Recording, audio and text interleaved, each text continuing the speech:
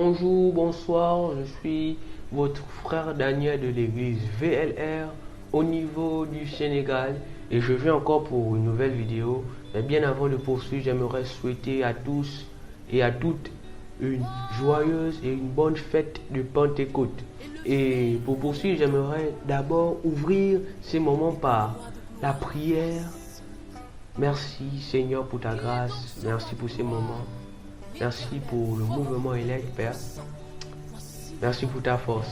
Merci pour ta capacité, Père. Merci pour mes auditeurs, Père. Au nom de Jésus. Amen. Et voilà, aujourd'hui, j'aimerais partager sur la puissance du Saint-Esprit. Je vais prendre comme test de base Acte 1, 8, là où la Bible déclare vous recevrez une puissance, le Saint-Esprit survenant sur vous, et vous serez mes témoins à Jérusalem, dans toute la Judée, dans la Samarie et jusqu'aux extrémités de la terre. Ça, c'est avant l'arrivée du Saint-Esprit. Le Saint-Esprit n'était pas encore là. Mais déjà, quand on voit la façon que Jésus parle du Saint-Esprit, la façon que Jésus est en train de faire des éloges au Saint-Esprit, mais vous recevrez une puissance, le Saint-Esprit survenant sur vous, et vous serez mes témoins partout dans le monde. Vous serez mes témoins au Sénégal, vous serez mes témoins au Gabon, en France, au Maroc, en Italie, partout dans le monde. Et lorsque nous arrivons maintenant dans Acte 2, 4, la Bible déclare, ça c'est maintenant pendant l'arrivée comme le Saint-Esprit est en train d'arriver, à l'instant, la Bible déclare, tout à coup, il vint du ciel un bruit comme celui d'un vent impétueux, et il remplit toute la maison où ils étaient assis. Des langues semblables à des langues de feu leur apparurent, séparées les unes des autres, et se posèrent sur chacun d'eux. Et ils furent tous remplis du Saint-Esprit et se mirent à parler en d'autres langues, selon que l'Esprit donnait de s'exprimer. Et voilà, nous voyons que là, c'est maintenant pendant l'arrivée du Saint-Esprit.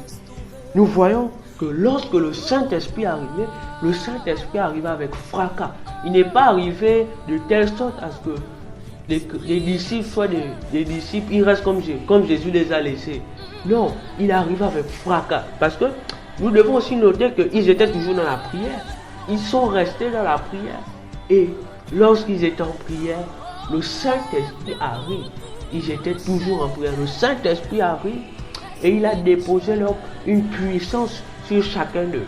Il les a visités d'une manière incroyable. Et c'est pour vous dire que la puissance du Saint-Esprit n'est pas une chose à prendre à la légère.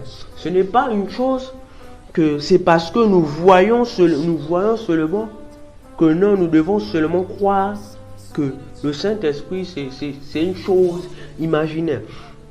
Et je vais prendre un dernier passage, Acte 25 jusqu'au verset 26. Vers le milieu de la nuit, Paul et Silas priaient et chantaient les louanges de Dieu.